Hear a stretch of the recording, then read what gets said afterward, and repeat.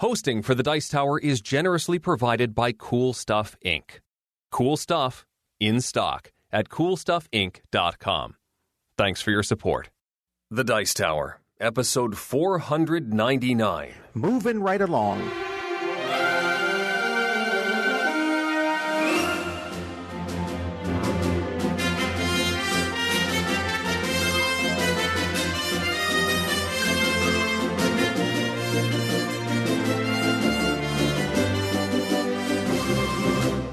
Welcome to the Dice Tower, a podcast about board games and card games, and especially the people who play them.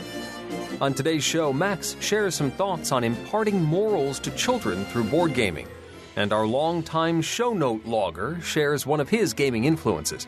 Plus, Tom discusses how the Dice Tower headquarters is coming along, and we both talk about our recent journeys to PAX East, the GAMA Trade Show, ConnCon, and MeepleCon.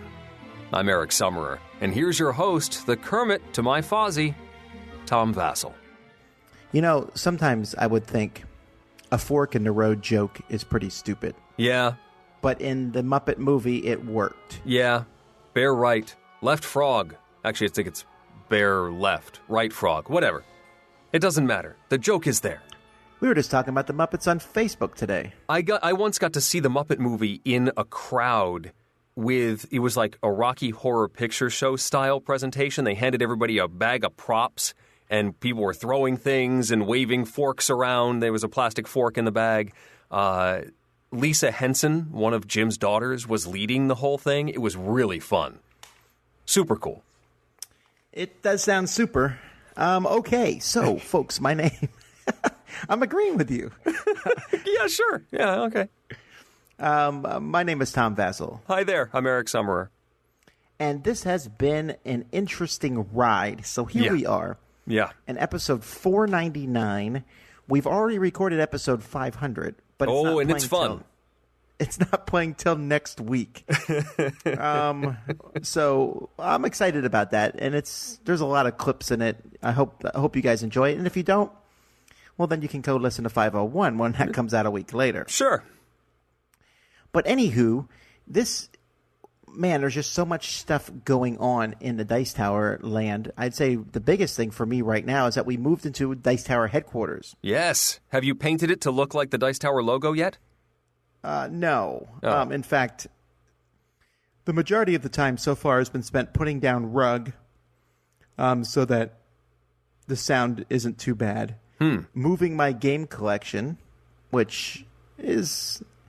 It's kind of weird. Moving a game collection is not so much fun to pack it, but to put the new game collection on the shelves, I love that. I bet that's probably a lot of fun. So you've essentially rented a house to put your games in, is what you're saying?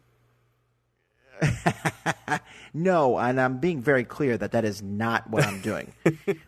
Because I have enough people who are screaming that, like, we did all this to get a clubhouse. If people had come by today, they would have been sorely disappointed, as everyone was just working very hard. Uh-huh.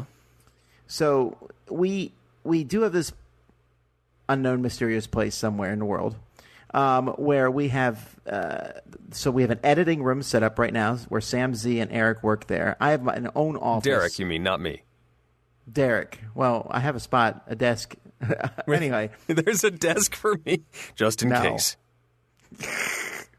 There's a seat at the table, though. Yes. But I also have my own office room, which is mostly because there needs to be a place to make phone calls and different things. Mm-hmm. And then we have a storage room, which I have wires and audio equipment and everything and anything we might need is in there. Mm-hmm. And then 2 recording areas. Well, wow. Technically, one of the recording areas is going to be split in 2 because it's going to be for top 10s and for live playthroughs. Oh, boy.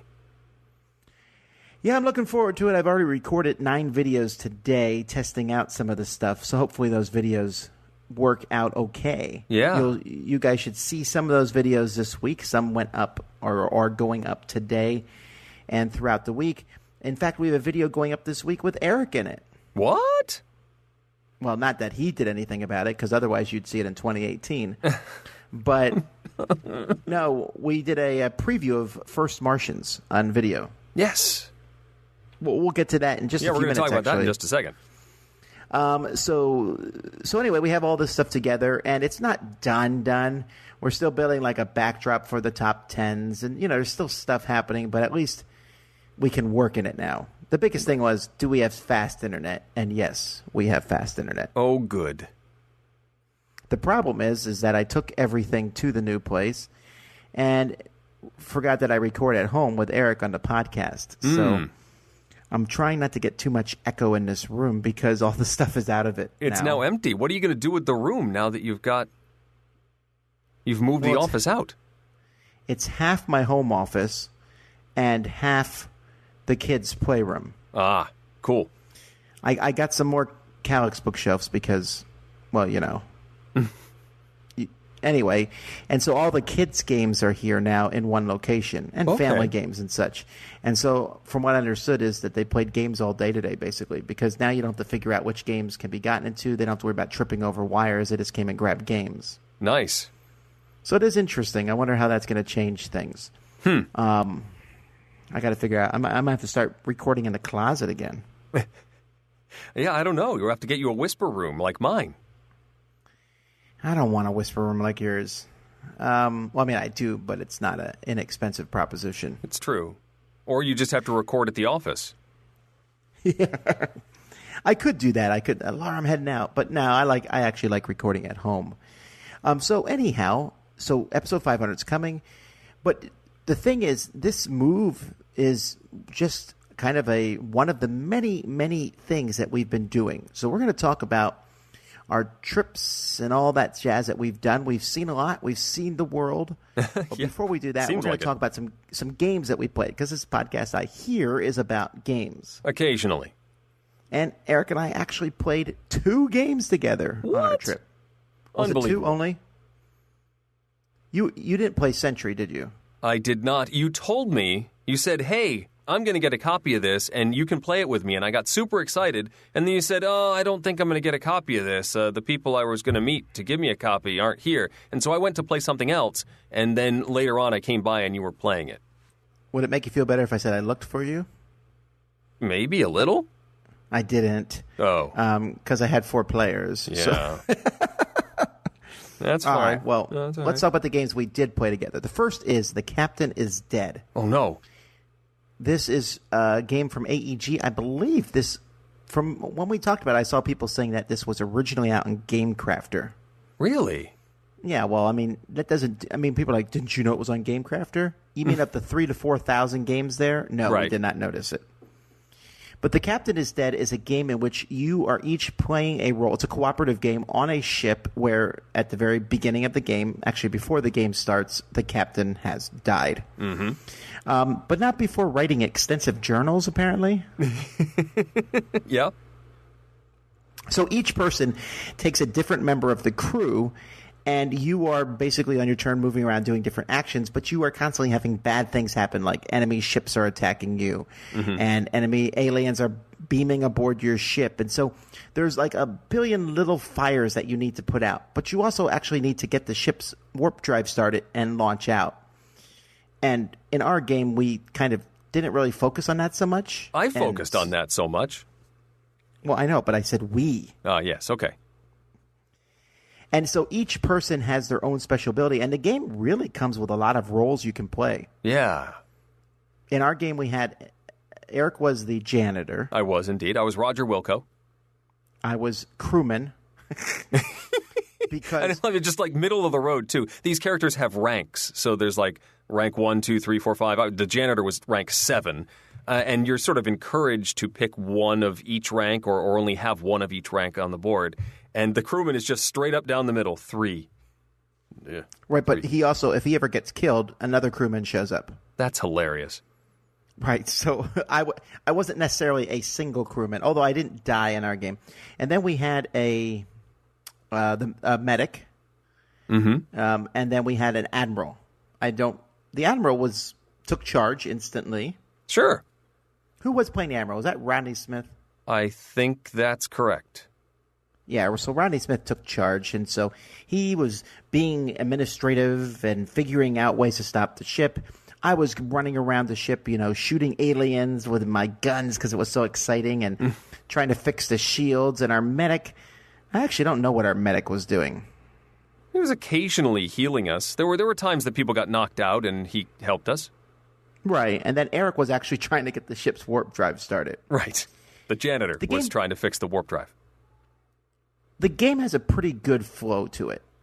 I think it's because basically it's like many of the original cooperative games where do something bad, then do something good. Mm-hmm. And that's how this game is. It's like do something bad, and then you got some actions to do some good things. Next player's turn, and we keep going till we win. Right. And I feel like the game is very winnable, even if we were playing it on novice. Yeah, we were one level beyond beginner. But it was pretty fun. I really enjoyed it. What did you think?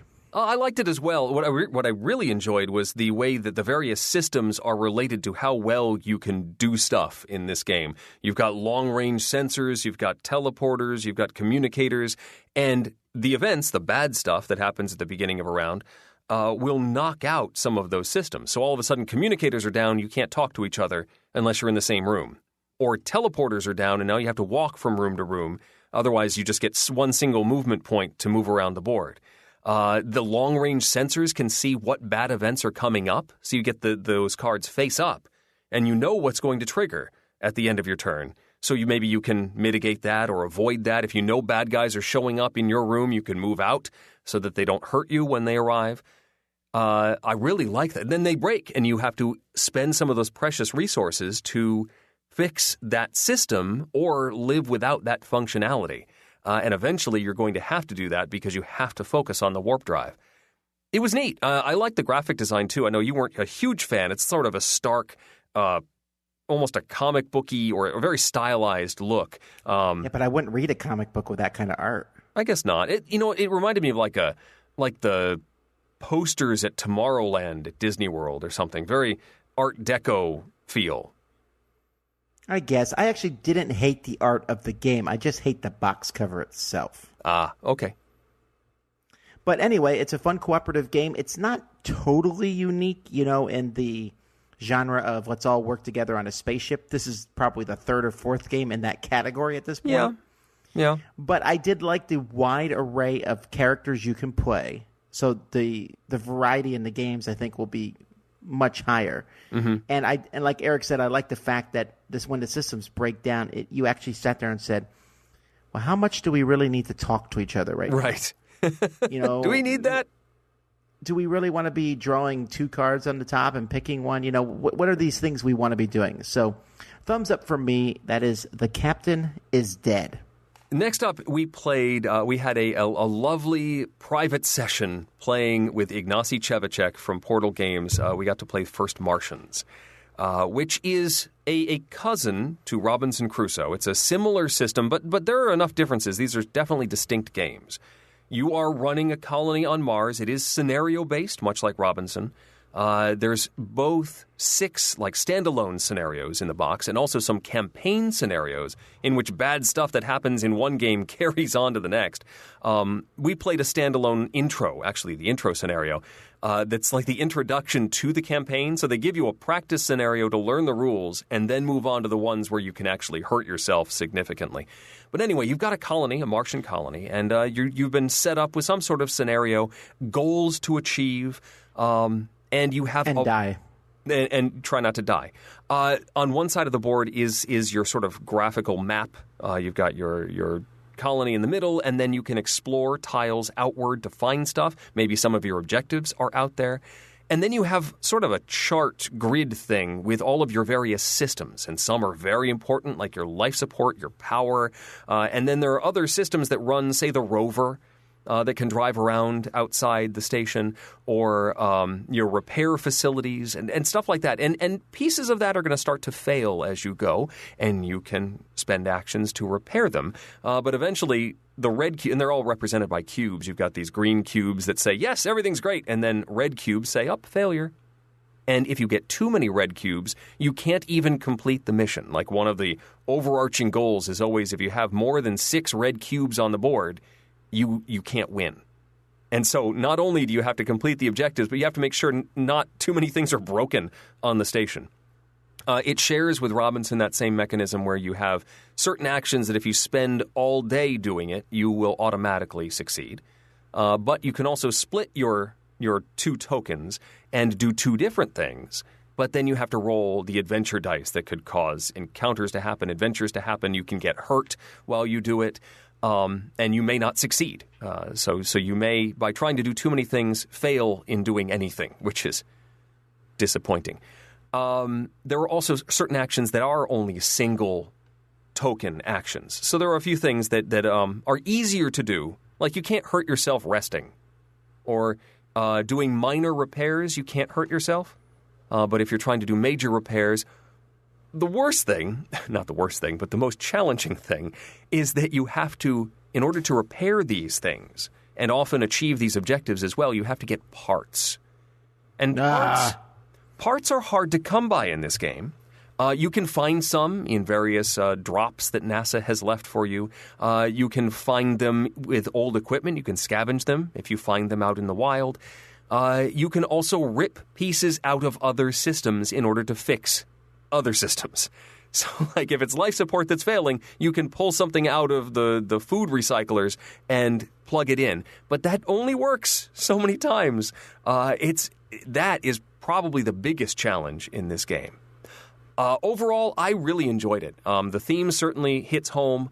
Much like The Captain is Dead, this one has, when things fail, they don't work right anymore. And I like the parallel with Robinson that, in Robinson you get the technology very slowly. You get equipment because you build it.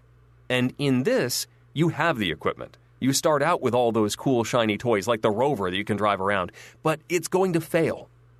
And now you're faced with, I need to fix that because I'm not nearly as efficient anymore, but I need to be efficient. But then I need those parts for this thing too, and I only got 2 gears for all of the things on the ship that are broken.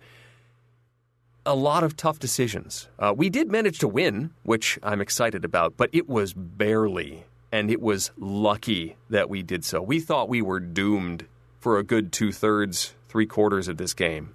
But I really enjoyed it, and I'm looking forward to more of these scenarios. Yeah, it's really interesting. I think it's closer to Robinson Crusoe than I had thought at first. I mean, it's not a straight port, right? But I think let's say you said, I don't like the way Robinson Crusoe plays. I don't like it. I don't have fun with it. I don't think this game's going to change your mind. Okay. And I also really want to get out of the intro scenario, right? I want to see some more interesting things happen. Mm-hmm. I really like how the events work with the app. I really think that's cool. I really like the fact that I could picture what we were doing, which is very similar to Robinson Crusoe, but I could picture the fact that I'm driving the Land Rover and our battery ran out. Who's the moron who did that? Oh, you. It was me. You, yeah. Right. Everyone hear that? Eric called me a moron on the podcast. So we didn't actually talk about what the app, I totally skipped over that, but the event deck, translated to Robinson Crusoe, is now an app. And the app knows everyone's name, they know who's playing, and when someone rolls that they have to do an adventure or is forced to do an adventure, you select who is going on that adventure.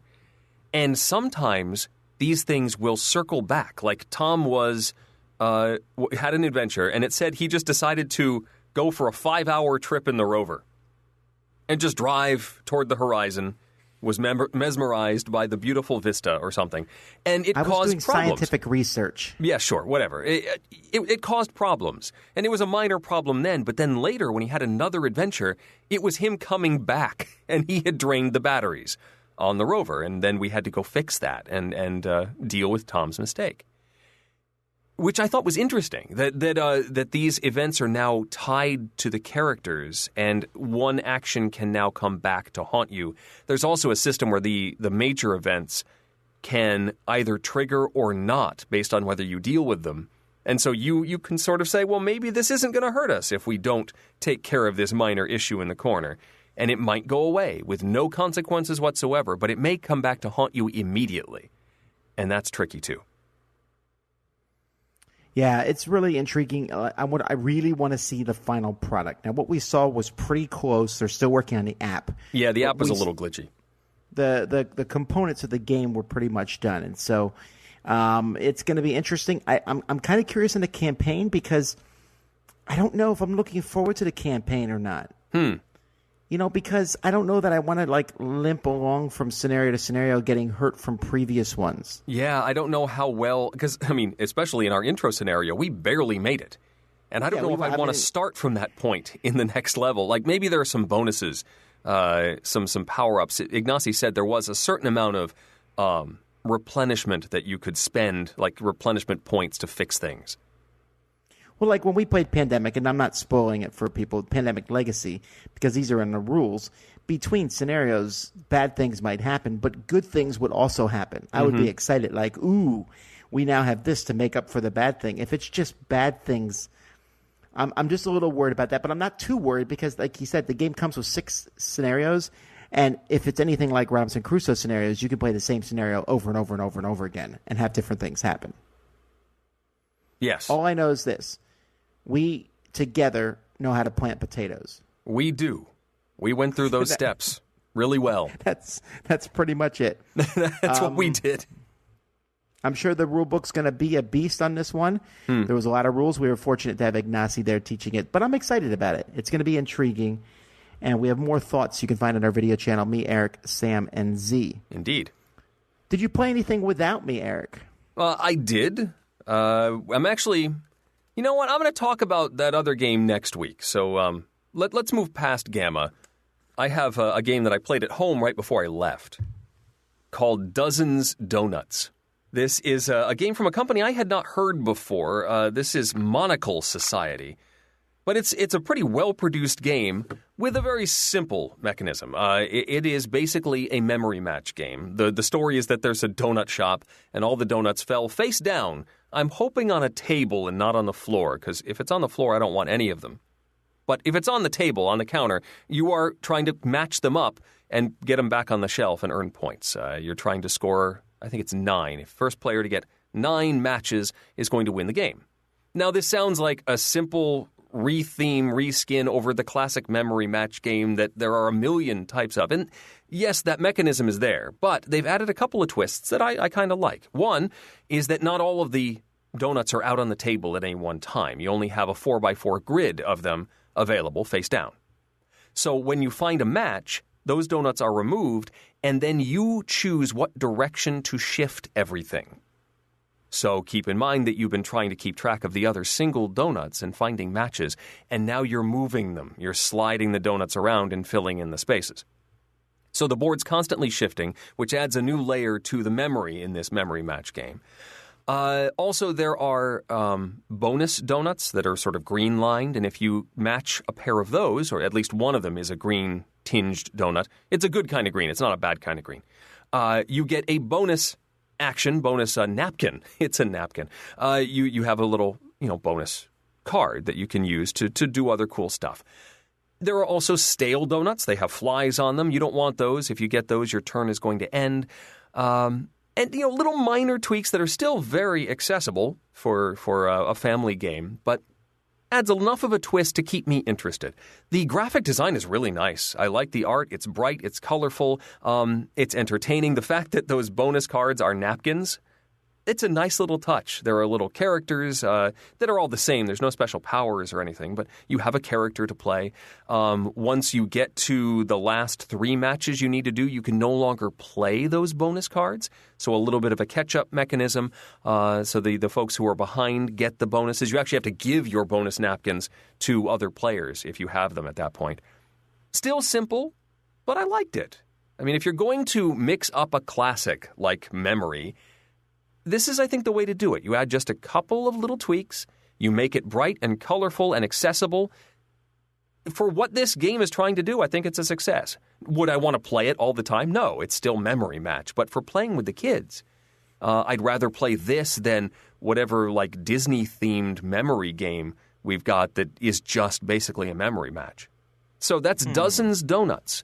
It's pretty nice. That sounds a little lowbrow, so I'm gonna class up the joint. Sure. With Toilet Trouble. So I saw this at the store. Okay. and I bought it on the spot. Of course. Essentially, this is going to be a short review. Essentially, it's a little toilet that you fill with water. Oh, then really? You spin a spinner, and you have to flush it a certain amount of times, and every once in a while, it will randomly spray you. That's great. It's basically the same thing as Pie Face, Okay, or Russian. It's a water-based Russian roulette. Yeah, and it doesn't spray you that much, but I've been thinking about... Okay, never mind what I was thinking. I was just thinking about... You know how I like to bling out my games? Uh-huh. So just go from that point. So anyhow, the kids are really loving this one, and it's a funny thing. It's just... Yeah, it's a lowbrow. I'm sorry. All right. Yeah, well, you did purchase it. I did. One of the things that we do is we post our show every week, and when we're done posting it, different people throughout the years have done the show notes for us. I believe the very first person was Jim Reed. Yes. Who now runs 7 podcasts of his own. He's he's from the What the Geek podcast. But these days it's done by Itai Perez, who we had. Itai, I'm sorry. Eric is right. He's helped us at our booth at Essen, and he's been doing them for a while now. So he wanted to do a segment before we switch to our new format. So here he is. Hello, I am Itai from the Dice Tower podcast show notes, and I want to tell you a story about a man who made a big change in the French gaming industry and for a number of French gamers, Frédéric Henry. It all began when I started to follow a thread on Trick Track, the board game French site, about him working on a Conan board game. In the beginning, this game was supposed to be published by Space Cowboys, but it didn't work out. So Frédéric decided to create his own company to publish it, using Kickstarter. He wanted it to be the game of his dreams, and he wanted to make an imprint of Kickstarter, putting out a game with top-notch quality, using gameplay mechanisms he was working on for years, the best materials, artists and sculptures, and really rewarding backers with valuable stretch goals. And that dream was shared with us on the Trick Track forums. There was a lot of discussion on that forum thread, and something very special happened. With his sincere and direct talk and that vision of that high-quality game, he made us want to help, to be a part of this adventure. At that time, I had no dream of working in the board game industry, but I was following a lot of English-speaking podcasts and videos. So, I decided to give him some advice about who to contact to make preview videos. One thing led to another, and before I knew it, I was taking charge of that. I didn't expect or ask to be paid. I just did it because I wanted to be part of that dream, of that adventure. Sometime later, Frédéric invited me to a special meeting in Paris. There, I met some people working on a new map and scenarios for the game. They weren't professional designers, but just board game players who also wanted to help in some way. As I was able to give them some helpful ideas, I ended up joining them and helping them the best I could. And Frédéric insisted in paying us up for this work. I learned that other groups like this had been formed all over France. Thanks to Frédéric Henry, the doors of the game industry were open to the community. He wanted this project to be the best possible, and he was ready to let in anybody who wanted to help. And a lot of people wanted to, and now they could. Conan ended up being a Kickstarter great success, with thousands of French backers, which never happened before. And following that, we started seeing more and more Kickstarter projects from French publishers, and a lot of them were quite successful. The people who worked for Fred Henry weren't let down. One became employed by Asmodee, and several became employees of Monolith, or kept working with them as freelancers. As for me, after Kickstarter was over, Frédéric Henry decided that I had to be paid for this work. So, to cash officially that check, I created my own company, and then started working for other Kickstarter campaigns, using what I learned during Conan. We'll see how long it lasts, but it's really been a great experience, and I have one man to thank for it, Frédéric Henry. All right, folks. Well, we have just come back from a quadruple convention circuit. Yes, but not all of us in the same place at the same time. No, I went to 3 in a row. Eric went to 2 in a row. Yes. So that combines to make 4 in our board gaming math. So the first convention I went to was PAX East. This is Penny Arcade's convention, or one of the 3 that they have now. They have one in Texas, one east, and one on the West Coast. And one in Australia. Oh, that's right. They do have 4. You're right. I forgot about the Australian one. And they're starting another one, PAX Unplugged, which is coming up in November. Yeah, same weekend as Board Game Geek Con. It is. I have my hotel, though, for PAX Unplugged, and so at least somebody will be there from the Dice Tower. So I'm looking forward to that. Now, I didn't know what to expect from PAX East. I went there kind of a babe in the woods. I mean, I've watched some of the panels from PAXs before. Mm-hmm. I like to see video games. I mean, I play video games. I don't play them on any kind of level imaginable. In fact, this was an interesting thing for me because when walking around the video game section, I'm like, this is what it must be for someone who played Settlers of Catan, and then they go to Gen Con. Yeah, okay, yeah. Because that's how I felt. I'm like, oh, look, there's the Nintendo Switch. I know that. And, oh, there's Bethesda, and I know Morrowind, and oh, I don't know anything else. but it all looks cool. It all looks all pretty. Flashy. It's neat. And so, I mean, it was fun. I walked around and looked at stuff, but I didn't really get too involved in anything. I just kind of just looked. Mm-hmm. And some of the things are crazy. People get in line, and I saw one line that said, 4-hour wait from this point. Whoa. And I was like, for what? And they get to go play like a demo for 5 or 10 minutes. But what was it? I don't care. I don't know. But you don't even know? For a video game. I don't. It wasn't like Portal 3 or anything, right? I can't tell you how much I don't care. Wow. Okay. I mean, I just thought it was interesting. I mean, it's interesting in that regard. It's also interesting in how different, like, every once in a while when I'd be walking, someone would come up to me and go, hey, Dice Tower, and they would talk to me. That's pretty exciting. That's really cool. I saw the video game YouTubers there. Yeah. And they were like rock stars. Okay? I saw this huge line of people, and then I heard girls screaming. And so I walked up, tried to get a closer look. I'm tall. It's a very beneficial thing in these respects. So I walked closer. I didn't want to get in line. And some older man was there videoing, and I was like, who is this? And he's like, you don't know? I was like, no. So he told me the guy's name, which wasn't an actual name. It was one of those, YouTube names. Uh-huh. So I looked the guy up, and he gets like 1 million views per video. And I looked at the people. They were like, there was a girl there taking a picture with him, and she was just crying. And I thought, okay. And then there was 2 lines. There was one line to meet him, and there was one line if you were bringing him a gift. What? And I... What? It just was amazing to me. And it made me think, yep, board games is still small potatoes. Yeah, yes, it is. So that was interesting. The only interesting thing I did there was a video game wise is because I got to go in early, I didn't have to wait in these 4-hour lines or whatever. So I was able to play VR. I played on the Oculus Rift. Okay. And wow, that's cool technology. Yeah. Like I was shooting at robots and they were coming all around me, and I had to keep blowing them up, and they were jumping at me, and it was just so neat. And when the guy said, "You're done," I was like, "Oh man, I only got to play it for like a minute," but it was like 15. Wow. So yeah, time went by really fast, and then I found out that the system cost $700, and so I'm gonna go play Ticket to Ride. Yeah. So board gaming at this convention. So it's really interesting how they do the convention. The convention's a pretty short one during the day. It opens at 10 a.m.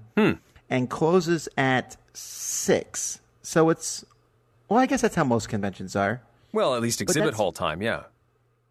Right, but that's pretty much... Well, no, that's not the whole convention. There's all kinds of different things going around the outside of the building, but not the whole exhibition hall shuts down. Like 75% of it does. Okay. Anything beyond one wall stays open, and almost all the board game publishers are beyond that wall. Huh. So at night in this big area, it's just all board games. In fact, one of the hotels had a pre-board gaming night. So, of course, I went to that. Of course. After going, first I went and found some clam chowder and some other things that I heard were good in Boston. You were in Boston, yes. I'm there to eat food, Of course. So I did. But then I went and played some games, and I just walked around and looked at things. So while I was there, I played Power Grid. Wow. Which has been a while. It's one of the things about going to these kind of conventions is I'm not like trying to teach people new games or things. So I'm like, I'm just going to play the best of the best. I saw a guy setting up Power Grid. I was like, let's do it. And I taught Power Grid. The guy who had brought it had played before, but 2 other people came in and I taught them. And then I promptly destroyed everybody, and I felt so guilty. You're not supposed to like win, when you teach, or at least win that convincingly. But it was still fun, and they were all very good players, and they were all very good sports about it. And I tried not to be a jerk about it, but it was fun. I also taught Caverna to people, which was fun. Did I win that one too? Well, it doesn't matter. Sure, it doesn't. But I just saw a couple people setting up Caverna. I was like, "Do you guys know how to play this?" They're like, "No." And I was like, "Do you know how to play Agricola?" And they said, "Yes." I'm like, "Oh, then this is easy to teach." And a third person came by who also knew Agricola. I also got a chance to play. Russ Wakeland was there from the D6 generation, so he was carrying around a copy of Clank. So I said, "Hey, do you want?" He's like, "Oh, will you teach me this?" I'm like, "Yeah, it's easy." But I don't want to play it with just 2 people. Let's find some more people. So I went and grabbed one person who was just randomly walking. I at conventions, I don't care. I'll be like, hey, you want to play a game? I keep asking people that. And I got a third person. The fourth person was a little harder. So I'm going around and I found a guy and I said, hey, do you want to play a game? And he looked at my shirt and he's like, I don't want to play your game, Dice Tower. And I said, no. I don't have a game called Dice Tower. I said, I'm not selling this game. Because you know how that is, right? I have no stake in this game. This is a game I just like. It's a lot of fun. So he came over and played it, and afterwards he's like, oh, that was pretty fun. And everyone had a really good time.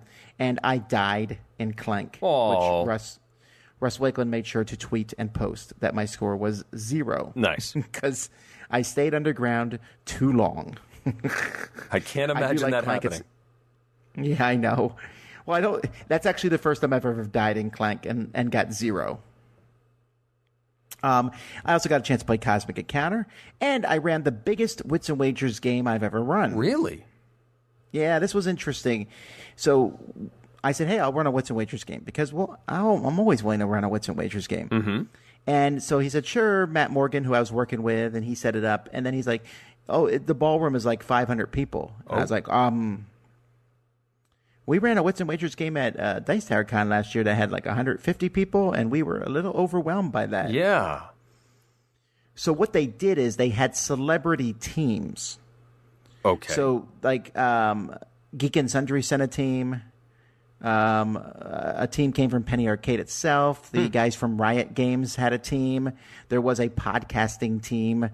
And so these different teams were there. And then we pulled up some random people from the audience to be an audience team. Okay. And so we did it that way. But it was even cooler because North Star Games made a special table for they converted a blackjack table. Oh, boy. Into a Wits and Wagers table. And then one of their people stood there and just had all the odds there. And they had a video camera pointed at the table so that you could see it on the big screen, all the odds and everything. I felt so professional. Wow. Except for the part that I was involved. And then so I was like, I need Eric, but they couldn't get me Eric. So I had J.R. Honeycutt as my co-host. And it was fun. There was some hitches and things that we would, probably do better next year. And I may have accidentally gave the answer to a question and then had to scramble to find another question. Oops. Yeah, but it was a lot of fun, and maybe I'll do it again at the next PAX. So that was an entertaining time. And then the last thing I saw at PAX that was fascinating was a mega game. Now, I've never been part of a mega game, but I think you were once. I don't know, maybe. A mega game is essentially a giant live-action role-playing game. Yes. They're like political in nature, like you're Russia or Japan and aliens are attacking, things like that. Have you ever done one of those? I haven't done one of those, but I did do a live-action version of Space Cadets once.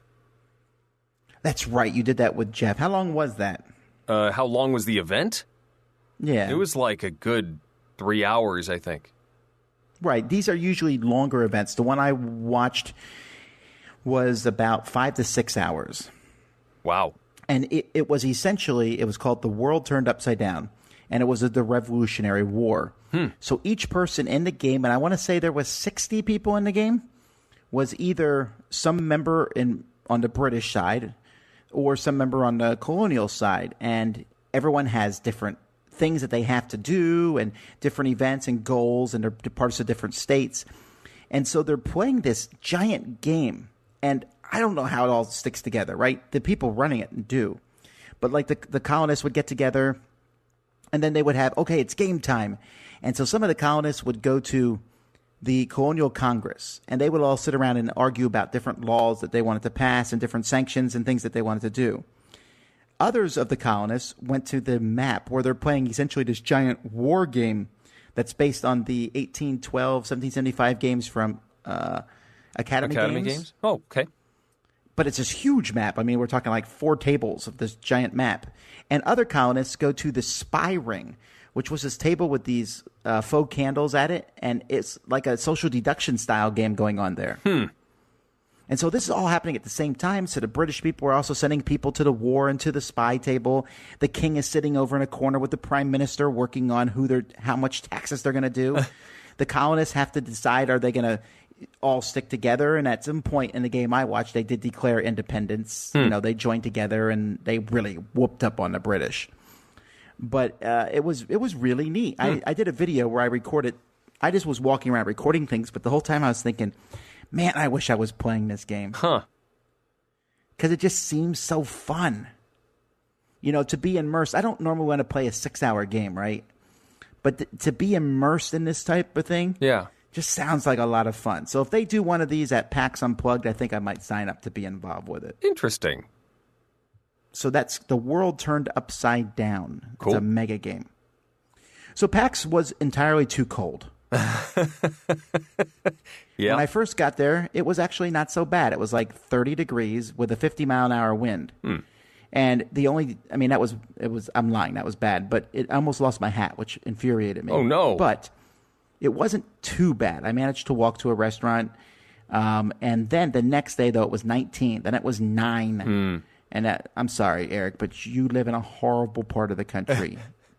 It's been quite the tease, too, because we had a very mild February, and everyone thought spring was coming, and then we got slammed with a snowstorm. Yeah, that snowstorm came like right after you left, too, didn't it? Yes, it did. I got out just in time.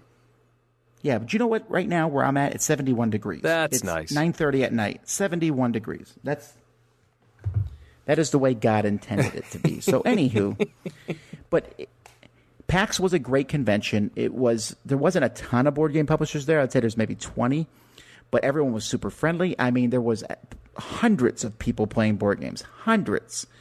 And lots and lots of people stopped by and said hi, that they liked the Dice Tower. So thank you to all of y'all. But I did have to leave PAX and head out to the GAMA Trade Show, where Eric showed up. Yay! But before we get to the GAMA Trade Show, let's listen to a segment about moral development. Hey kids, what's it time for? Bringing Up the Meeples! With Dr. Max Davey. Hello, and welcome to Bringing Up the Meeples, where board games and child development split the bill and promise to definitely stay in touch. Today I'm going to talk about the topic which is most requested on the Guild, but which I've been a bit shy of tackling. That is whether board games can help or indeed hinder a child's moral development. Now, there's lots of ways to get this wrong, and I apologise if I get it wrong for some people. But the first problem is what moral development is. After a bit of thought, I've decided to basically define it as the child growing up to be the sort of person that you would like to have brought up. And so with that in mind, there's 3 aspects of games I want to talk about. First of all, theme. Now, last week I was playing Adrenaline with my 7-year-old, and we were merrily talking about how many kill shots we had managed. It struck me that it's worth asking the question whether this is problematic. The best way to answer is to look at video games, and particularly first-person shooters, obviously on which Adrenaline is based. The evidence seems to be that after playing a first-person shooter, there is a surge of aggressive behaviour. However, this is short-lived and playing these games does not seem to be associated with any long-term problematic behaviour. And it seems like the problematic behaviour that happens immediately is to do with witnessing the violence in the game. And of course that doesn't happen in board games, so I think it's unlikely that board games with a military or violent theme are any more dangerous for moral development than playing soldiers has ever been. Let's move to mechanics, because games do require you to lie and cheat sometimes, and people worry about that. But it's really important to remember that they lie and cheat within very specific bounds. So in Liar's Dice, it's perfectly fine to lie and expected to lie about what's under your cup, but it's absolutely not acceptable to sneak some more dice underneath that. And so, yes, we're lying to each other, but within very tight moral boundaries. And I think that's an important way of differentiating different situations where moral codes are applied in slightly different ways. But it also brings me on to the real reason why I think games can be helpful for moral development. And I'm indebted to the Shut Up and Sit Down podcast, who had a really good discussion of this recently. If you just open the game, play it, don't talk during it, and pack it away again, you're going to miss out on this. But most people don't play like that. If you talk about it, reflect on it, it's an opportunity which is almost unique to reflect on who you are, what your relationships are, how you relate together as a group or as a family in a controlled and supportive environment. And actually, whatever your morals, that seems to me to be an ideal way of fostering the sort of person that you want your child to be. It's only by interacting with them that you can find out who they are and therefore where they're going. I do have one final thought. I think the games are already a great setting for teaching mutual respect and fairness, but I think that they could develop into a space for thinking and learning about empathy with other people. As an art form matures, it tends to increase its emotional range, and we've certainly seen this with video games, with games like Papers, Please, which puts you in this uncomfortable position of being a border guard in a dictatorship, or Gone Home, which reveals this surprising story about a family in this very mysterious and engaging way. So we could have this in board games, and I think as we have greater diversity in board game creators, we're likely to have these different perspectives. Personally, I'm looking forward to it. I think it's a great time for the hobby, and I'm kind of envious of the kids growing up with today's games, because tomorrow's games are going to be incredible. This is Max Davey with Bringing Up the Meeples. So GAMA is always one of our hardest working shows. It is, but it's also one of the most interesting and busy. Yeah, it's there's no other show like it, right? I mean, Right. the Origins is a little like it, but not really. Well, it's a little like it because of the way we handle Origins. I mean, it's got a similar sort of vibe in the parade of contributors or a parade of publishers that we interview at both Origins and GAMA, but the conventions themselves are very different. That's right. Well, this is a closed convention, and it's not like a snooty convention. It's a trade show. And so stores came. I want to say there was like 450 different stores owners were there. That's a lot. Everyone I talked to said there were more people there this year than in past years. Oh, it was super exciting, and so many publishers. And as I was saying in my board game breakfast last week, it just seemed everybody was in such a good mood too, right? Didn't you feel that? Like everyone's like, this year's going to be amazing. Because we usually run into a couple people who are like, oh boy. Here we go again. Here's some new games for you. There was no Eeyores, but I mean, even talking to people behind the scenes, like, oh, I don't know what's going to happen. Everybody was just super pumped. And we got to see so many new games that the unthinkable has happened. Eric's going to do a top 10 without me. What? Yeah, I mean, these are the things that I most caught my eye. Because I got to see, I was in the room for most of the time. Tom, you were doing a lot of meetings and wrangling. I mean, the production that goes into the live stream at GAMA is daunting. I mean, not only were there two hosts running things at any given moment, there's also camera people and technical direction and the wrangling and the shepherding of guests as they arrived, and we get them ready and getting the next set ready to go while one person's talking at a different table. It's a lot of work, and Tom was doing a lot of the wrangling aspect in addition to meetings all day. So that's why you didn't see him on camera, and he didn't get to be in the room as often.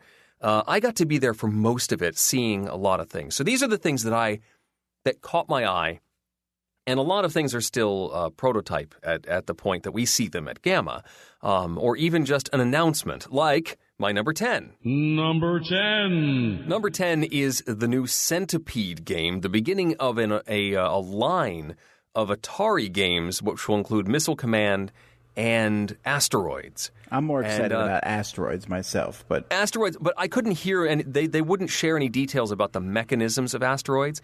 Centipede is going to be a 3-player against 1 player. 1 player is playing the Centipede, and then the other players are shooting to try and send the Centipede toward their opponents, which just seems like an interesting concept. Who knows? This could all turn out to be terrible, but it has my interest. And not only is there this series, there's also a Space Invaders game, which I believe is a roll and write game that's also coming out. So this is a new trend in recreating or taking inspiration from classic arcade games. My number 10 is Centipede. Number 9. Number 9 is a game called Grim Forest. Got to see, this is it's a fairy tale themed game, and you are playing one of the descendants of the 3 little pigs, and the miniatures, which are not really miniatures. In fact, we were joking that they're like maxatures. A lot of games have very large minis that they're putting in these games, and these 3 little pigs is actually 4 of them. The pig minis in this game are just stellar. Nice detail, cartoony. They look whimsical. Yeah, they look really great. The illustrations on this look really good. Just well worth delving further into Grim Forest. Number 8. Number 8 is Laser Riders. This is coming from Greater Than Games. It is so 80s-rific. The package is built like it's a VHS boxed set. And it's got that style of graphic. It's got neon all over it. It looks like they designed it to look like it's been in your parents' attic for 30 years. And you pulled it out, and each player character is one of the sleeves on this, as if it was a VHS tape. The game is a little like X-Wing in that you're planning your movements, trying to tag points on the board, but your trail stays on the board. So it's a little more like Tron light cycles. Oh, I can't wait to play. Oh, man, you got me pumped. I love Tron. You're trying to tag points on the board, but your opponents can crash into your trail and de-res, and they have to come back on the board somewhere else. And you're racing to a certain number of these targets. Really, more for the packaging than anything, but the game looks a lot of fun, too. Laser Riders is my number 8. Number 7. Number 7 is Flatline, which is the Kane Klinko co-op game. Yes, exactly. You've got patients who are coming into your facility, and you're trying to treat them as fast as possible. It's got really cool dice with custom faces and different colors. This one, what surprised me about Flatline is that it is a more complex co-op game than his initial design that this is thematically based on. Fuse. Fuse is very simple, dead simple. At least in presentation, you can pick up what you're supposed to be doing very quickly. Flatline is a lot more complex, and that could go either way, but it has me certainly interested. I didn't get a chance to play Flatline. That was next on my list of things to play, but I didn't get a chance to do so. My number 7, Flatline, from that would be Renegade Games that does Flatline. Well, I think if you say King Klinko, it almost feels like that's an automatic Renegade game. Yeah. Number 6. Number 6 was Hot Shots. This comes from Fireside Games. This is their new co-op about firefighting, forest firefighting. Really enjoyed. I got to play this one, and I'll talk about it in episode 500. So just be patient for a little bit. But it really fun game. I'm really looking forward to the way the fire minis are going to come out. They're saying they're going to be translucent plastic. It feels different from Castle Panic, which was one of the first things I wanted to make sure. But real visceral and a good bit of fun. And I'm looking forward to playing more of Hot Shots, my number 6. Number 5. Number 5 was Codenames Duet. This is the 2-player version of Codenames. I just think Duet, I don't know, I just feel like we should be singing in Codenames Maybe now. you do. Now, There was some. We watched the commentary. People were talking in the chat as many of these things were going on, and there was a little bit of backlash, like, "Oh, great, another version of Codenames. Do we really need to hear more about Codenames?" But what has me interested about this is that you are looking at the solution card. It's sort of set sideways with the two players sitting next to each other, and my words that I need to get you to guess are different than the words you need me to guess, but we're dealing with the same grid. And that is a mental hurdle I'm looking forward to trying to jump. Because, like, a particular word on the grid might be not at all important to me, or even deadly for me to get you to guess, but it might be the very word that I need to guess from your side of the card. That's crazy. It's crazy, and I want to try it. That's Codenames Duet. Yeah, but I'm going to jump in here real quick and say I saw the Codenames Disney. Yeah? And I'm pretty pumped about that. Really? It's like pictures from all the different animated Disney movies. Sure. But I keep looking at it thinking, wow, I could really have some fun with this. Because, like you probably are the same way, you've probably seen them all. Probably, if you have kids, you've seen all these movies, or at least you know a lot about the movies. But there's so many things you could do. You could talk about a voice actor who might be in both movies, or just I'm pumped about it. Yeah, or a particular animal. I mean, they could both be dogs. Yeah, it's hard to explain. They won't let me take pictures of it, but it looks good. I cannot wait for that one to come out. Well, the art was not at all final on that. It was more of a mock-up than anything. They said they would break my camera and kill me. No, it might not have been that strong, but they said no pictures. Number 4. Number 4 is a new announcement from Portal Games. That's called The Detectives. This is a deduction game in which mysteries have been constructed, but details about those mysteries use real-life facts. And so you are encouraged in a lot of these deduction games or escape room style games. You're not supposed to use your phone. You're not supposed to Google things. This one expects you to do so. And so a Wikipedia article that is out in the wild may be a critical clue for getting you to focus on a particular aspect of the mystery. That I find fascinating, not only because if enough people learn about this game, they might start editing those Wikipedia articles, which could be a problem. But I don't know. And it's fascinating to me. A new direction in the deduction genre. The Detectives, my number 4. Number 3. Number 3, immediately when I heard about this, I was going nuts. I had to sit there. I was doing on the chat when this one was being presented, and I couldn't talk because I wanted to yell questions at the main desk, and I had to wait until... It was super sad, folks. He came over to my desk. This is the expansion for Harry Potter Hogwarts Battle, which adds beasts into the system, and from what I've heard, can be integrated at least if you're like halfway through the sequence of books of games in the box. So it's one that I can play with my kids. And right, he said that it's meant to be played after the 7 books, but you can integrate it earlier if you so desire. Right. So I'm very excited to add more cards, add more systems, add more challenges to Harry Potter Hogwarts Battle. It's my number 3. Number 2. Number 2, we just talked about First Martians. This game looks really good, and I think it's going to make a lot of people happy and be a significant challenge. At least I've won this one. I haven't won Robinson yet. Anyway, First Martians, my number 2. And finally, number 1. And last but not least, this is the one that got me the most excited, and partially because it's so streamlined. We've seen a lot of escape room style games in the last couple years, and several are still coming. We've got one from Cosmos on the way called Exit.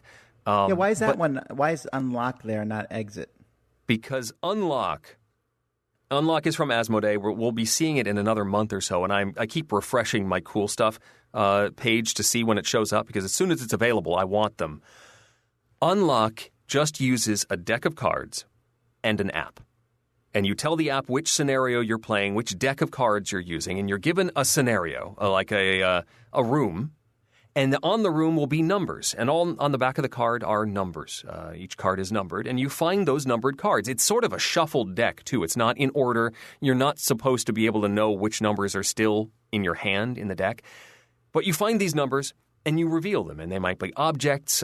These objects can be combined. There's blue cards and red cards, and if you combine the two, you add the numbers. So you might have the 25 card and the 17 card, and you add them together, and now you've got the 42 card. You find that in the deck, and you flip that over, and now that's something new. You've combined those two items into a new object or new open door or something like that. And if that number isn't in the deck, then you are unsuccessful. That thing is not. Those things don't go together that way.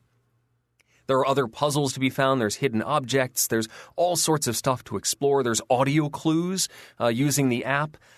There's a print and play version of this that you can check out that I wholeheartedly suggest checking out. It's a blast. I just think it's so streamlined. Did you I'm beat worried it that finally? I did finally beat it, yes. I tried it one night and we blew up. We got stuck. And Tom laughed at us. Turns out there was a hidden detail we didn't quite see. We're fine. It's all better now. We fixed it. It seemed like that wasn't that hidden. I just want to point that out. It was bad lighting in the hotel room. That's my story, and I'm sticking to it. I did run this. I had the deck that I picked up at GAMA and ran it at ConnCon a few times, and really, people really enjoyed that as well. What I just like about it is how simple it is. You have a deck and the app, and go. You enter codes into the app. It knows which one you're playing, and so it can, send you down twists and turns based on what code you enter. Really solid game, and I want to play more. Right? Really, really want to play more of Unlock. It's my number one exciting discovery at GAMA.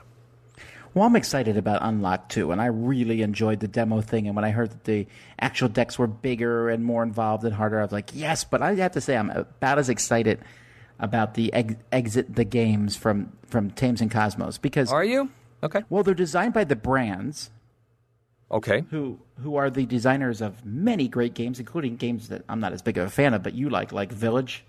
And I don't know, they have the manual online, and it looks like it uses a very similar decoder ring to the one used in the Game Escape the Room series.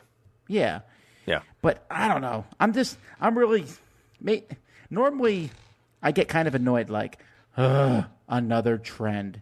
But this is the kind of trend currently where I'm like, bring them on. I'm excited about the trend. Yes, please. Because so far I've played, what's the one that you're playing through right now? We just finished the one from Spin Master, which is called Escape Room the Game. We've done all 4. Yep. How many did you win of the 4? We won 3 out of the 4. We got stuck on the third one and went about 4.5 minutes over on that one. Yeah, see, the third one, I got to the final puzzle, which I won't spoil here. I got to the final puzzle, and I knew I could solve it. I just could not solve it in 2 minutes. Yeah, that's about right. I got there. I had about 2 minutes. And the decoder device, this is the one that has the electronic device you stick keys into. It starts doing annoying, like the sound starts to ramp up. And like in the last 30 seconds, it's going tick-tock, tick-tock, tick-tock. And I'm like, I can't think. I just had to wait until it stopped making the noise, and then I could figure it out. It's kind of funny because from Eric's email, he and I had the exact same problem with this one. We both got stuck at the same point. Yeah, but we won't. I mean, I'm frustrated and would love to talk about it, but it would ruin it if I did. So no, I really do enjoy that box. I mean, it's about a $40 price point, so $10 in adventure. It's got 4 in there. Did you get the expansions? I just ordered the 2 expansions. Yeah, they're on the way. Yeah, I didn't even know there was expansions. I was at where was I? At Target. I was walking along Target and I saw them and I was like, "What? There's expansions!" I bought them. They had them at Target? Like, yeah. I was like, forget this. I'm getting these. One has clowns on it. I'm like creeped out already. Oh, I can't wait. They're arriving Saturday. Yeah. Well, Eric will probably beat me to them, but still. Yeah, but anyway, this whole escape thing, I'm so excited. Okay, but we're back to, so we got off of GAMA. And Eric and I went 2 different ways because we both had to go to conventions. I stuck around at MeepleCon. MeepleCon is run by just a couple guys in Las Vegas, and they're like, hey, since everyone's here from GAMA already, let's do a convention. And so there's a disproportionate amount of publishers there. Yeah, sure. Because some of them stick around after GAMA. And it's not a huge convention. I want to say 300-400 people, but it's so laid back. It's so nice. And so I only played a few games because some family stuff happened in the middle, so I had to deal with. But I taught Caverna again. I'm not very creative, I guess, when I go on these trips. I played Caverna twice, and I played Cosmic Encounter twice. Well, that one I can forgive you on. And I played Kemet. Well, no, all three of these games are in my top 10. Sure. I guess when I'm out... Oh, you know what? I forgot that I played Stockpile, too. Ah. At the end of the night, we needed something to play quickly, and I was like, I can play Stockpile in less than an hour. Okay. And then I ran the exact same Wits and Wagers game that we ran at PAX, hoping that nobody went to MeepleCon and PAX, and I was correct. Yes. So that went over okay, although my questions... I work really hard on my questions for Wits and Wagers, and so I had them kind of tailored towards a video game audience, which MeepleCon was not quite as much. So I feel like I could have done better on those questions, but So while I was at MeepleCon, where were you? I was at ConnCon, which is the local convention in Stamford, Connecticut. This one I run a lot of events, so I had a lot of prep to do. I taught Merchant of Venus, of course. I did 2 tables at once, one with the Stronghold, the Fantasy Flight and Stronghold version, and the classic Avalon Hill version, still playing the classic rules on both, but I was using different components in each table, which is always interesting. Ran Potion Explosion as one of the events, and then I had 2 slots of The Secret of Dr. Gravely's Retreat. This is another one of the escape rooms that we were talking about. This is the one from Think Fun that uses a bunch of envelopes.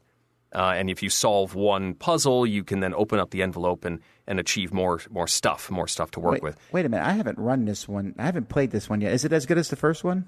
I liked this one better than the first one. Was it where would you put it on difficulty level?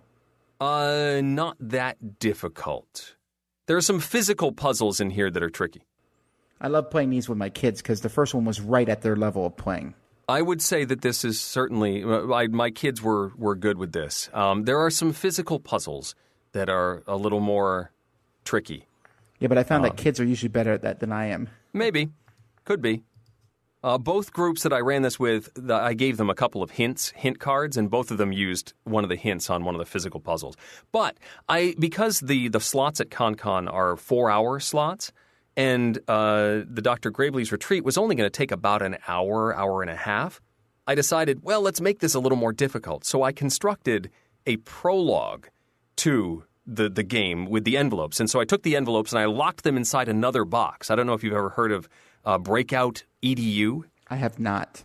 It's an organization that sells these lockbox kits and then has an online community for scenarios that use it. And a lot of them are educational. They're designed for classrooms to use or corporate training.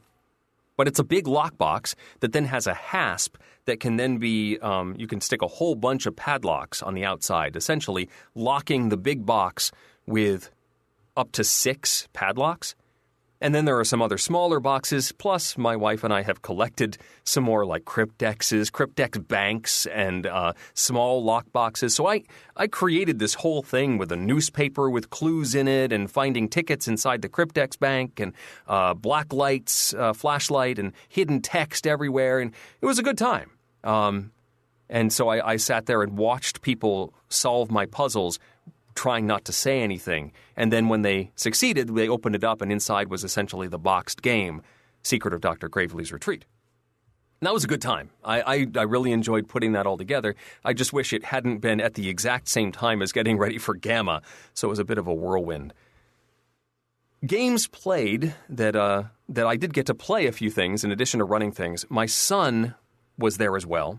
And he wanted to play Freedom, the Underground Railroad. We looked at the whole grid of things to play, and it was between Freedom and Defenders of the Realm. I thought either one of these would be fun for you. And he really wanted to go with Freedom. He was interested in exploring the theme and going with that. It was a little deeper than I think he expected. He started to glaze over during the explanation, and as his turns kept coming around, it got more and more frustrated. He was more and more, I want to say standoffish, or like he just wasn't engaged anymore and was just taking his turn in order to take his turn, which wasn't the best, but he at least was still polite and playing the game. It just, I could tell he was not enjoying himself. It could be that the subject matter was heavier than he expected. It was a little more complex than he expected. But that was not one that he would say was a hit. I was excited to play it again. It's a difficult game, and we did not win. It's tough.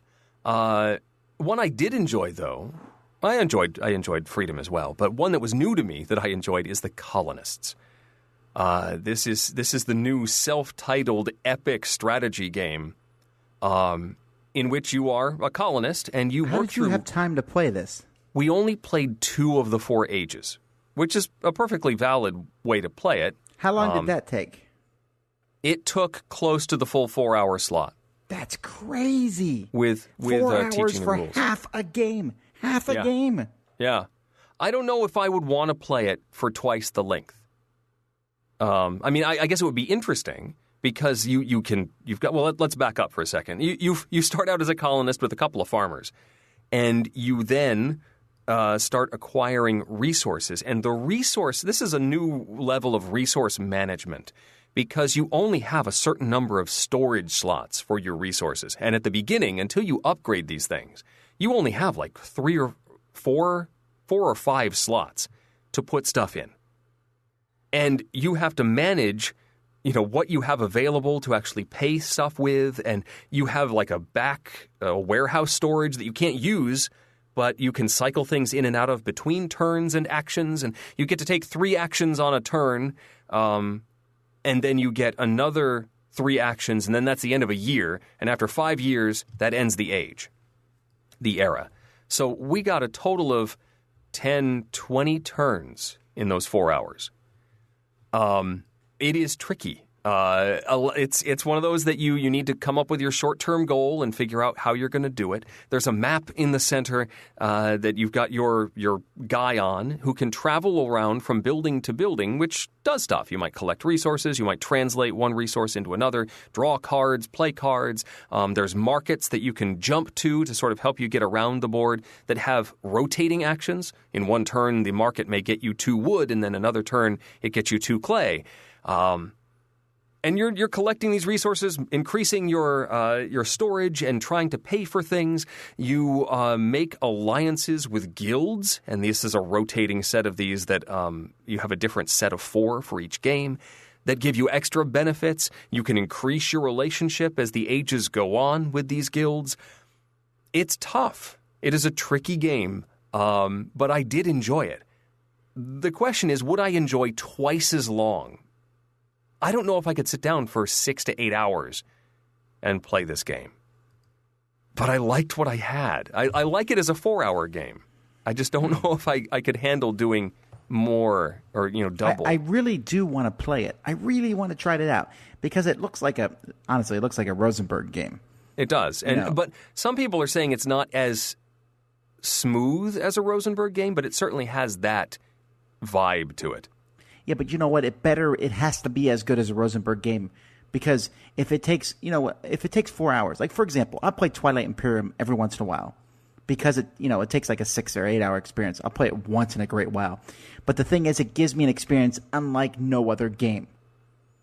So if this game gives me an experience, but I can play Caverna or Agricola or Le Havre or Feast of Odin, and they give me the same experience in a shorter time frame, then it loses. I don't know. We'll see. Yeah. Flamme Rouge, I got to the table. This is the bicycle racing game that's sort of it's definitely a hand management or a deck management game. You've got your 2 cyclists, and you've got decks for each of those cyclists. And you will you draw 4 cards for them at the beginning of each, and you have to choose one or the other first and select a card, and then draw 4 cards and select a card for each of these guys. You flip them up all simultaneously with everybody and then move your guys along this track. Basically, the track is just straights, uphills, and downhills. Position doesn't really matter a whole lot unless you get blocked, which is possible. But the terrain, other than uphill, downhill, doesn't really make a difference. There's a point that the track sort of waves around like a really curvy. It doesn't make any difference whatsoever. Anyway, you've got your cards, you flip them all up, and you move your guys forward. And if you manage to space yourselves properly, you can draft, which actually gives you extra movement if you're behind, only one space behind another cluster, which is kind of neat. And then whoever's in front is going to take exhaustion cards, and those go into your deck. But they also add a card to your deck, because if you don't take any exhaustion cards, you may run out of cards in these decks before the race is done. You really have to be careful about what you save when you play your fast cards, what you keep in reserve, and cycle back through your deck. I liked it. I remember, Tom, you were a little lukewarm on this one. People are really excited about this, thinking it's the best game ever. I'm not sure I'm there. But I'm kind of an outlier on this one. I see people loving it, and so I can't really say I can't say, well, your experience is invalid. It's just that for me, I felt like there was not a lot of excitement. The track itself was not that interesting. You essentially I almost feel like you could play on a single board and just keep rearranging how they are. Well, the uphill downhill is important. That's true, and you have to play on that. I would refuse to play without the uphill downhill stuff. Right. But honestly, it's just kind of at the end. If Eric beat me in the game, I'd be like, so what did you do better than me? And he'd be like, I just kind of guessed the right numbers when you didn't. I don't feel like – no, but I'm serious. I don't feel like there's – I don't know. I don't know. I mean, I know I purposefully saved some of my high movement cards. I played some lower ones, and I knew I still had a couple of the big ones in my deck at the end of the game. And – it's still probability in which ones you draw, but I knew I had some more octane in there so I could surge ahead at the end. So it's definitely a deck management. Which cards do you play now? When do you surge ahead into the lead, knowing that you're going to take some exhaustion? I liked it. It has some choices to be made and some risks to take. It's a good time. And working as a team with your two guys, maybe it's time for your one guy to surge ahead and let the other guy rest a little bit and draft if you can get your two guys to help each other out. It's tactical, for sure, but I liked it. Good times. Last for me is a new Chris Handy game from the Paco Games 2, that I picked up at GAMA, and it's called Spy. It's a deduction game that's played entirely in people's hands. So every player has a set of cards that on one side are blank, at least facing the opponent, and on the other side have, there's two safe cards, a 1 and a 2 safe. There's two top secret cards, a 1 and a 2. There's also two bombs, at least if you're playing more than two players. There are bomb cards, either a 1 and a 2 or a 1, a 2, and a 2. And then you've got a spy card, which is double-sided. And so everyone else can see what direction the spy is facing. The spy is facing one of the cards in your hand. And you arrange them however you want. Here you go. The object for the other players is to reveal your number 1 safe, your number 2 safe, then your number 1 top secret, and then finally your number 2 top secret. If that's done, you are eliminated from the game. The goal is to be the last one standing. On your turn, you have your spy, and it's facing a card. You can turn him around if you want, still in the same position in your hand. And then if you move, and you can decide not to move, you move the number of spaces that spy is facing. So if he's looking at the number 2 safe card, you move him 2 spaces in your hand, skipping over 2 cards in your hand, and your hand wraps. And then, you can also turn him around at that point, you may spy on another player, and you spy on the exact same card position, looking as if they were looking at a mirror if you held up both of your hands. And you spy at whatever the spy is looking at. And if it's the card that's next in the discovery sequence, so like the number 1 safe at the beginning, then they turn it around and it's like 1 point against them. If it's not, they say what kind of card it is. That's a top secret card, but you don't know which one. If it's a bomb and it's unlit, see the bomb cards have a fuse and they start out with the fuse facing down, so they're unlit. They go tss and pull the card and turn it upside down, so now the fuse is lit. If somebody spies that same card again, they blow up and they're out. And you continue like this until all players are eliminated. It was all of these PAX games that I've played so far are a little quirky, a little mini gamey, but fun. I've enjoyed them, and this one is pretty cool. I want to figure out where I want to put this so that I can play it in opportune situations, like waiting for a table at a restaurant, or waiting for your food to arrive at a restaurant. It's quick. It's extremely portable. It plays in your hand. There's no table presence whatsoever for this game. So you could play it standing in line. You could play this in a lot of different places. I was quite pleased with Spy from Chris Handy. Cool. I'm very excited to see more of these games coming out. And then I went home and said hi to my family again, which I hadn't seen for a week. Whew. Well, we talked about a lot of games this episode, folks. I really appreciate you sticking around and listening to all this on our travels. We probably saw a few of you on the ways, but this is only the beginning of our travels. More are coming. The season is coming. Well, yeah, but there's a bit of rest, and then the season will hit us full bore. What's next for you? Well, the next public convention will be at the Cool You're Not, CMON Expo? Expo in May. That's in Atlanta. And then June is a doubleheader where we go to UK Gaming Expo and Origins. Eric will be at Origins. I will be at Origins. Then July, Dice Tower Con. We'll both be there. August, Gen Con. Everyone and their mother will be there. And, okay, that's far enough for now. No, September will be at Grand Con. October will be at Essen. November will be at the PAX Unplugged. And December we're going on a Dice Tower cruise. If you have two things here. One, if you have not gotten a ticket for Dice Tower Con yet, you probably should. However, we're recording this 4 days earlier before we post it. So it might be too late, but there was less than 100 tickets left at this point in time right now. Yes. Secondly, if you are going to Dice Tower Con, make sure you get a room at the hotel.